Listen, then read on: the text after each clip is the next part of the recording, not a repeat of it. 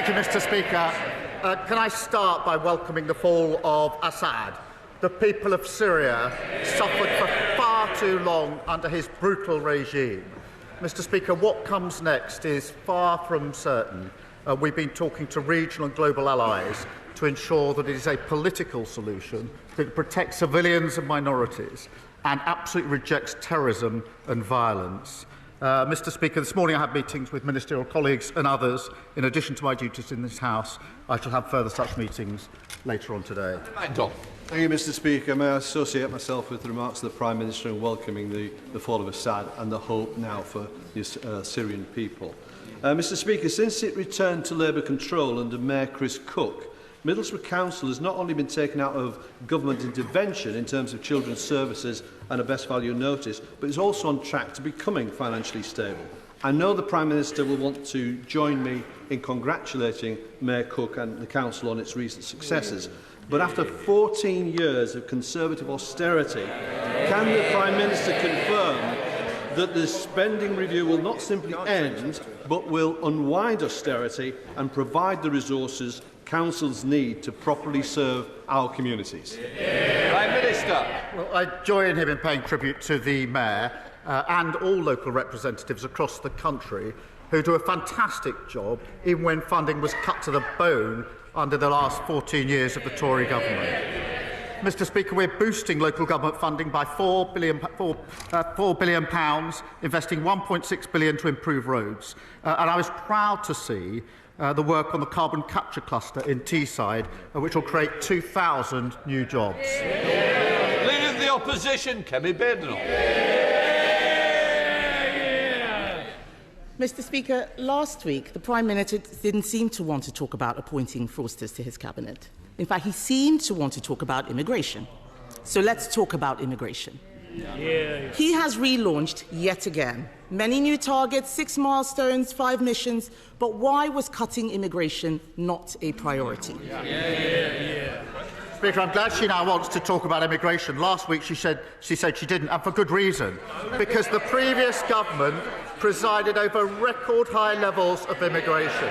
The figures just a few weeks ago, nearly 1 million on net migration. That is unprecedented. A one-nation experiment in open borders under the last government. And she was the champion. She stood up and praised the then Tory Home Secretary for listening to her on removing caps on migration visas. So she was applauding it. Now she's furious about what she was campaigning for. We will drive it down. We will drive down lawful migration. We'll drive down illegal migration. Mr. Speaker, he talks about open borders. He was the one campaigning for free movement. I was in this House asking for a lift on skilled migration. He was there supporting all of the people who should not have been in this country. He wanted us to relax immigration. But as he's so keen to talk about the past, let's look at his record. 4 years ago, the Prime Minister signed a letter demanding that foreign criminals be allowed to stay in Britain.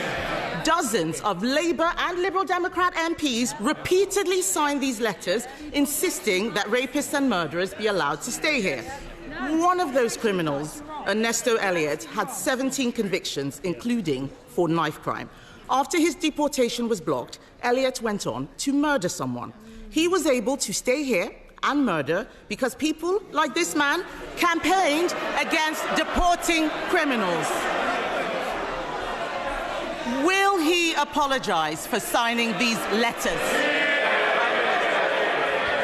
Mr. Speaker, I'd firstly remind her that when we're in the number now, under their watch, of migrants coming to this country, nearly 1 million, is over 4 times the number when we're in the EU. They lost control of the borders. And the particular example she puts to me is an example of failure under her government to take the necessary measures to keep our country safe.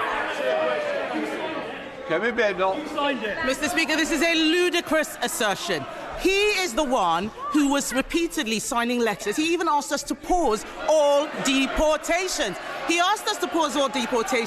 doesn't want to talk about his past, Mr. Speaker, but that letter is just the tip of the iceberg. There is more. The Prime Minister actually complained that the immigration system was working to deter migrants rather than provide support. He said, and I quote, that he was proud to have served as Jeremy's shadow immigration minister. He boasted that he took the last Labour government to court for cutting benefits for asylum seekers. He said he would never set a target-based approach to immigration. He wants to talk about immigration. Let's talk about his record. We can talk about it all day. I have committed... Mr. Speaker, the Prime Minister says he wants to talk about immigration. I have committed to a cap on migration. Why won't he? Mr. Speaker, she talks about my record. For 5 years, I was the chief prosecutor prosecuting people who went to prison, many of whom were then deported. So while she's talking, I was actually doing the hard yards of convicting those that should be in prison. And she presided over record numbers of asylum seekers in this country, a record number of lawful and irregular migrants. That is 14 years when they lost control of the borders. They set a cap for each of those 14 years. It wasn't hard, it didn't stop people coming, and it got a record number. They should apologise for what they've done with their open borders policy. Mr. Speaker, he did not answer a single... Do you want to leave? If you've not got the guts to stand up to the comments, you shouldn't be in here. Kemi Badenoch. Mr. Speaker, he did not answer a single question. He never answers questions. He wants to talk about the past. The fact is, we've acknowledged where things went wrong. He will never take responsibility. He will never take responsibility. The fact is, he has scrapped a deterrent that the National Crime Agency has said we need. Since he came into government and scrapped the Rwanda deterrent, small boat arrivals have increased by nearly 20%. His own MPs are complaining about having to house asylum seekers. So can the Prime Minister tell the House how much more his government will spend on hotel accommodation because he scrapped the deterrent? Prime Minister. Mr. Speaker, I'd invite her to tell us what went wrong under the last government, but it'd take us all afternoon. Mr. Speaker, we are going to smash the gangs that are running this vile trade. We signed a landmark agreement with Germany this week. Order. Mr. Philp, you've been very loud. I think now we're going to have a little bit of silence from you, Prime Minister. This week we signed a landmark agreement with Germany. She should be welcoming that, because that will make sure we have the powers to take enforcement action across the continent where it is needed. We've set up the Border Security Command. We've committed £75 million on top of the existing £75 million. We're extending the powers, so they're counter-terrorism-like powers. We've retained 9,400 people who shouldn't be here. A record flight got off. They talk about getting the flights off. They did it for years. They didn't succeed. We got the flights off. Mr. Speaker, he says he wants to smash the gangs. The only thing he smashed is his own reputation. The fact is, what he has been agreeing is not going to do anything. The cost of the Iraq agreement is £500,000. That wouldn't even buy a house in his constituency. Many of the things he's taking credit for are our agreements. Let's talk about what he put in his manifesto. The Prime Minister promised to end asylum hotels. He promised, he's the Prime Minister now, he promised, but in Altrincham and Peterborough, his government is expanding the use of asylum hotels because he unilaterally disarmed the deterrent. In fact, Mr. Speaker, a man who arrived by small boat told Sky News he was happy Labour were in power. That man said the Conservatives, and I quote, wanted to deport us, but Labour are making the procedure easier for us. He's right, isn't he? Prime Minister. Mr. Speaker, I really thought she should welcome the Iraq deal. Anybody who wants to deal with this vile trade would have welcomed it. She should also welcome the German deal that we did this week. Many of the boats that are finding their way to the Channel are coming through Germany. That is well documented. There's been a difficulty in taking enforcement action, which if she spent more time researching that than her terrible jokes, she would know about.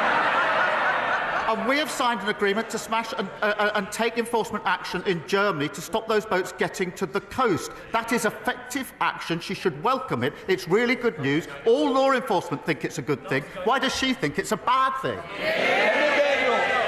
because the numbers are going up, Mr. Speaker, under his watch. The Prime Minister has consistently backed criminals over law-abiding British people. He defended terrorists like Hizb ut-Tahrir in the European Court. He argued all immigration law had a racist undercurrent. He voted against life sentences for people smugglers. He voted against more than 100 measures to control migration. He even said it was wrong. He even said, Mr. Speaker, that it was wrong when the Conservatives took away Shamima Begum's citizenship. Now he has appointed her defence lawyer as his Attorney General. Mr. Speaker, events in Syria mean we may see more small boat arrivals. For once, will he take the side of the British people and strip citizenship from jihadi terrorists and supporters of Assad who want to come back and destroy this country? Prime Minister. Mr. Speaker, I was Director of Public Prosecution for 5 years. Unlike anyone on their benches, I was prosecuting for 5 years hundreds of thousands of criminals. That includes huge terrorist gangs, rapists. I was working for 3 of those 5 years with the then Home Secretary Theresa May, who commended the work that I did at the end of those 5 years. So for her to stand there and say, I haven't done anything in law enforcement, I dedicated 5 years of my life to law enforcement, locking up criminals, which is more than she can say. And it would be easier to take the opposition seriously if they actually got serious. Not a slither of remorse, not a hint of contrition. It's like the arsonists complaining about the people who are trying to put the fire out. And all they do is come every week with more and more complaints. Just wait till they get their hands on the people that created the mess that we are clearing up. We're fixing the economy, we're ending their open borders policy, we're taking down the waiting list. That's what people voted for. We're delivering it. No law. Mr. Speaker, since in the last couple of months, since I spoke to the Prime Minister here about the need for social and industrial investment in Cornwall, we've had a fresh tranche of shared prosperity funding, a huge boost to international interest in our most cleanest energy industries, and we've had a roadmap to greater political autonomy that reflects Cornwall's unique national identity. Will the PM join his minister on that visit in the spring to meet with the industry firsthand and spell out a roadmap for Cornwall to helping Britain become a clean energy superpower? Prime Minister. Mr. Speaker, I thank my honourable friend. He's a champion of the extraordinary potential of Cornwall, particularly in our transition to clean power by 2030. Next week we'll publish our English devolution white paper, setting out our ambitions to move power from Westminster into every part of England, including Cornwall. And I know he and his colleagues are meeting the Deputy Prime Minister to discuss this next week. Leader of the Liberal Democrats, Sir Ed Davey. Thank you, Mr. Speaker. While Syrians are rejoicing at the overthrow of the brutal Assad regime, many people there and around the world are worried about what comes next, as the Prime Minister indeed said, with the threats of extremism, ISIS terrorism and unsecured chemical weapons.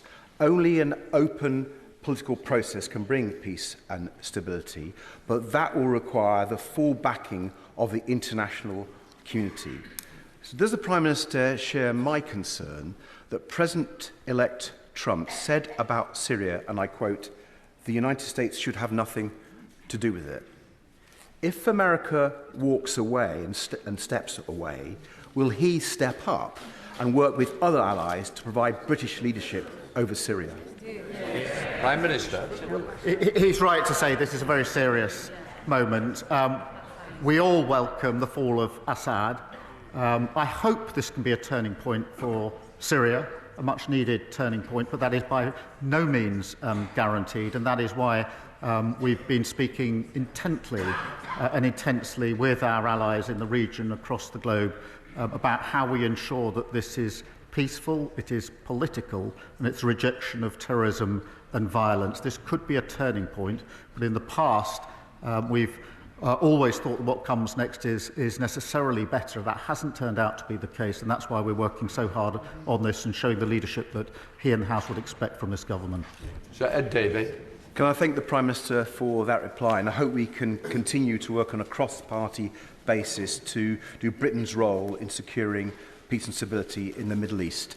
But moving on to another subject, Mr. Speaker, British farmers are the best in the world. They are the best in the world because of our tradition of family farms, where from generation to generation a commitment to high quality food, to our precious environment, animal welfare, is passed down. But family farms were let down badly by the last Conservative government, with their botched transition to new payment schemes and their unfair trade deals with Australia and New Zealand that have undercut British farmers. Now, many family farms feel the government's budget will be the final blow. So will the Prime Minister change course and recognise the vital role that British family farms play? Prime Minister. Mr. Speaker, as he knows, we put £5 billion into farming over the next 2 years. That's a record number under the budget. Last week alone, £350 million to support farmers in the United Kingdom. That does contrast with the last government, who was an underspend of £300 million in relation to farmers. In relation to inheritance tax, as he knows, in a typical family case, the threshold is £3 million, and therefore the vast majority of farmers will be unaffected, despite the fear-mongering of the party opposite. Bill Brittle. Speaker, places of worship are vitally important, not just for practising one's faith, but also for local heritage. The government's Places of Worship grant scheme currently provides much-needed tax relief for religious buildings in need of renovation, but is scheduled to end next year. What assurances can the Prime Minister provide my constituents that the government will continue to support restoring our much-cherished places of worship, such as Holy Trinity Church in Horwich? Prime Minister. I thank you for that question and recognise the important roles that these buildings play at the heart of communities, particularly, Mr. Speaker, at a time like Christmas.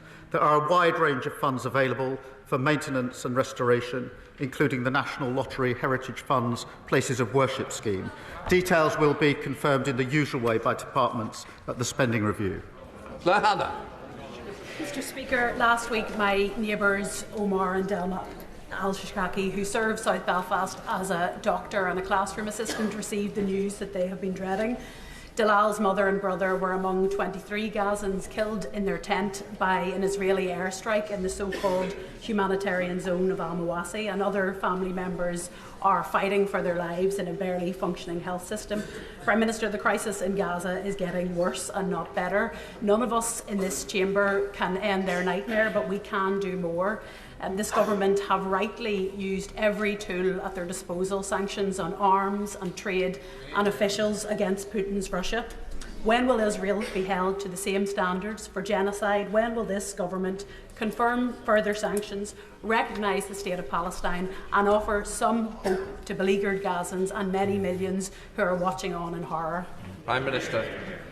Can I start by saying I'm sorry to hear of the dreadful loss of the families of her constituents.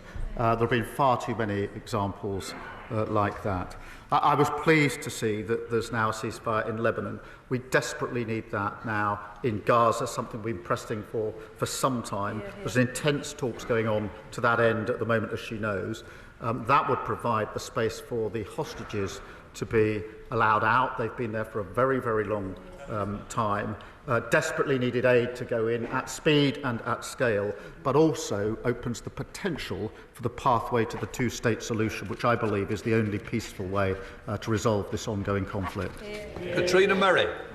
Thank you, Mr. Speaker. My constituents in the east of Kirkintilly are experiencing a housing emergency. Not enough houses for families or for those fleeing domestic abuse, and what houses there are in drastic need of repair. Does the Prime Minister agree with me that the Scottish Government should be prioritising repairing this housing emergency, but also the funding of local authorities to address this crisis of their own making? Prime Minister. Well, I'm grateful to her for raising this, because in Scotland, house building has ground to a halt. Homelessness is at record numbers. Children in temporary accommodation, record numbers. And this budget was the biggest settlement for Scotland since devolution. So they've got the powers, they've got the money. What they haven't got is any more excuses. Thank you, Mr. Speaker. The people of Thornbury have been promised a new health facility for more than 20 years, but have seen every proposal fall by the wayside. That's why it was a great relief to residents when the Health Minister confirmed to me in writing that the funding to rebuild the centre would be made available. However, we are still months away from seeing the final plan signed off, never mind having spades in the ground. So what reassurances can the Prime Minister give me and my constituents that this isn't just another hollow promise and that the proposals will be approved swiftly once they hit the Health Secretary's desk? Well, I'm grateful to her for raising that, and it's obviously a cause of concern for her constituents. And we are determined to fix the broken NHS that we inherited from the party opposite. And we've set out our targets in the plan for change last week. As she knows, the Department for Health, NHS England and Local Care Board are working together to deliver for patients in her constituency. It is important, as she'll appreciate, that we go through the proper business case as part of this rebuild. But what I can make sure is she gets a meeting with the relevant minister to be updated on behalf of her constituents. Peter Lamb. Thank you, Mr Speaker. Following years of real terms cuts to their funding, St Catherine's Hospice, serving my constituency of Crawley, has recently made a number of redundancies. Palliative care is hugely important to our communities, and I pay tribute to them for their work. Can the Prime Minister join me in thanking the work of St Catherine's and outline how the Government will look to support palliative care moving forward? Prime Minister. I will join him in that and recognise the vital role that hospices play in providing support to people at the end of their life and understand the challenges that they face. Most hospices receive funding by providing NHS services, and funding will be set out in the usual way. Thank you. Jerome Mayu. Mr Speaker, losing a farm is not like losing any other business. It can't come back. Now, those are the words of the Prime Minister, those that he said to the NFU in order to get their votes. So can the Prime Minister understand why farmers in Broadland and Falkland and around the country now think that his administration is duplicitous? Mr Speaker, I think everybody welcomes the £5 billion over the next 2 years that we put in the budget to... Well, they shake their heads. I'm afraid they do. £350 million in the last week alone, compared with the £300 million underspent by the last government. On the threshold, as he well knows, in an ordinary family case, the threshold is £3 million, and that means the vast majority of farmers will be unaffected. Joyce Dewbray. 14 years of the party opposite gutting local government has left councils. My constituents were recently shocked when Cannock Chase District Council proposed the closure of the Museum of Cannock Chase and the Prince of Wales Theatre. Can the Prime Minister ask the Culture Minister to please, and his officials to please meet with me to see what can be done to save our museum and theatre? Mr Speaker, they groan at the question that the Leader of the Opposition was saying they're coming to terms with their failures. Well, they're obviously struggling just with it. I understand it's been a huge loss to his constituency. Councils across the country were at the front line of the last government's ruinous economic failure. We announced £4 billion in additional funding for local government, a real terms increase in core spending power. We will continue to do so, and I will make sure that he gets a meeting with the relevant minister. Chris Law. These last months have shown that cruel Westminster governments of whichever party continue to target the weakest in society, while the Scottish Government will continue to protect them. Whilst the Labour Party have voted to continue the two-child benefit cap from the Conservatives, the SNP are abolishing it. While the Prime Minister picks the pockets of pensioners of their winter fuel allowance, Scotland's First Minister, John Swinney, has reinstated it. So, Mr Speaker, given support for Labour is plummeting and support for Scottish independence is once again leading in the polls, who does the Prime Minister believe makes the best decisions for Scotland? Prime Minister. Those that were elected in a general election on the 4th of July, they're sitting here.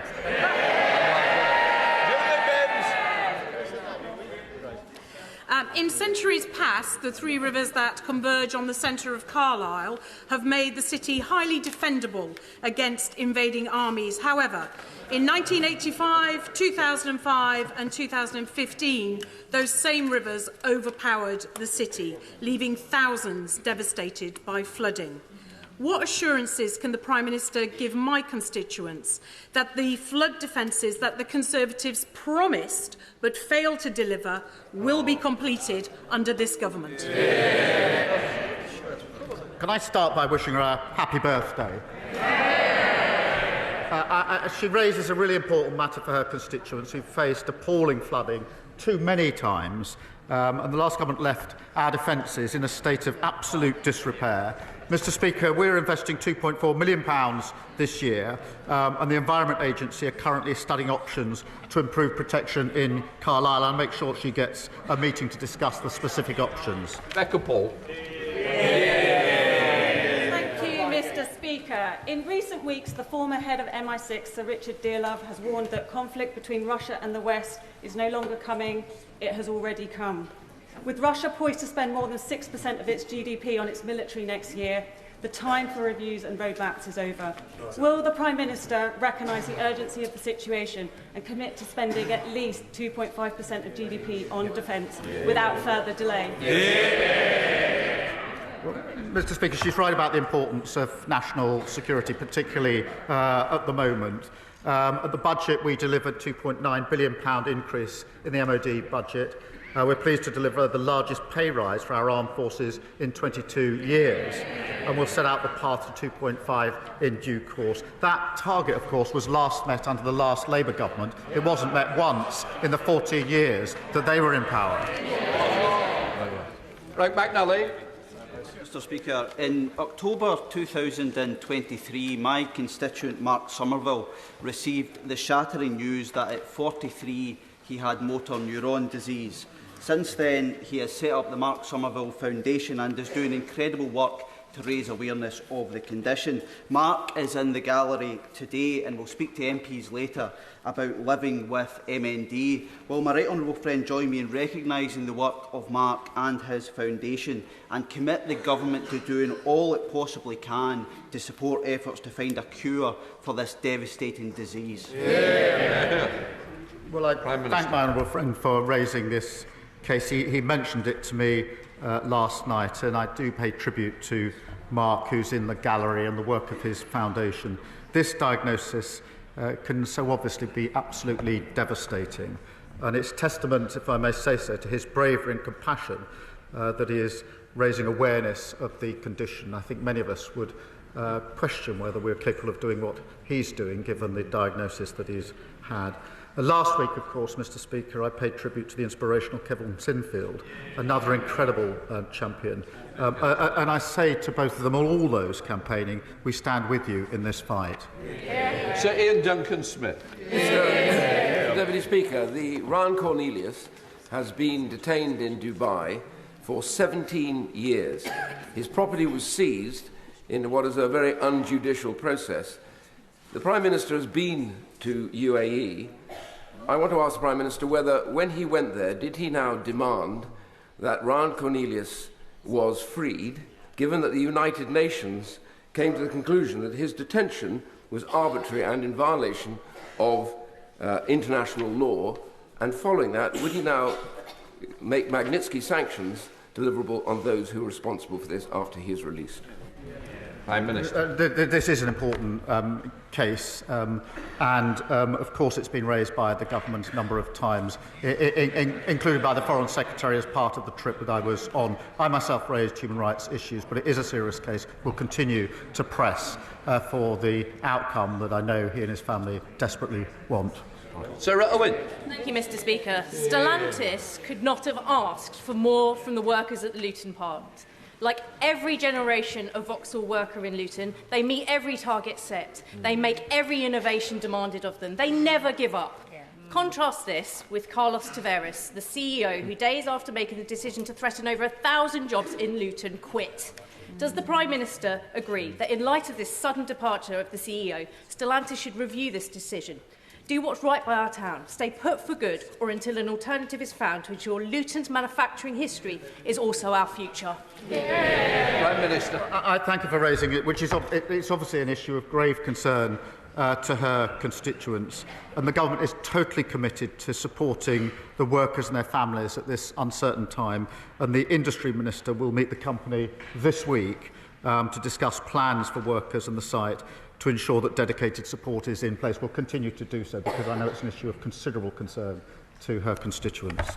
Joshua Reynolds. Thank you.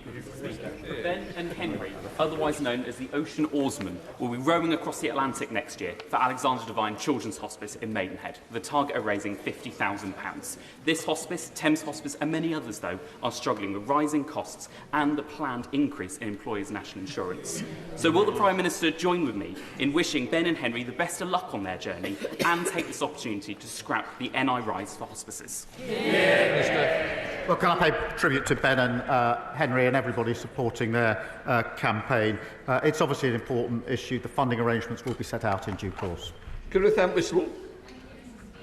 For retail workers in Bolton North East, the busy Christmas season is overshadowed by shoplifting, which Usdall's latest survey identifies as the leading trigger of abuse, threats and assaults.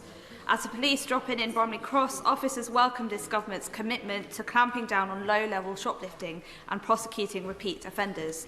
What more can the government do to tackle shoplifting and support retail workers and businesses during their critical holiday season? Prime Minister. Well, I thank you for raising this, and I've spoken to many who work in our shops who are very, very concerned about shoplifting, and because of the approach that was taken by the previous government, it went out of control. We are bringing it under control. It's not low level. It has a huge impact on other customers, has a particular impact on staff working in supermarkets, and that's why we are dedicating funding to training police and retailers and supporting specialist analyst teams to crack down on the gangs that are targeting retailers.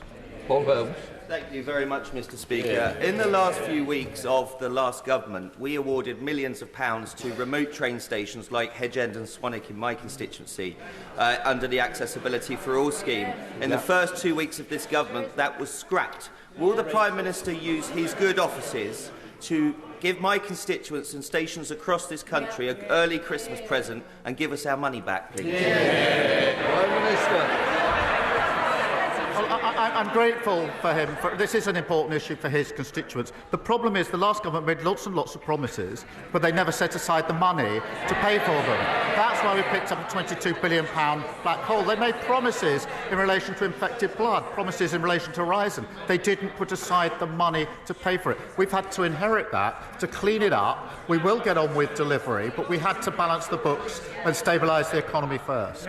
Lizzie Collins. Mr. Speaker, this past weekend, one of my market towns, Kirkby Lonsdale, suffered a devastating fire, resulting in the loss of a local man's life. The whole town centre was closed and many local businesses have been affected. Sunday was meant to be a day of celebration with Christmas markets, family games and community events, and instead the town faced a tragedy.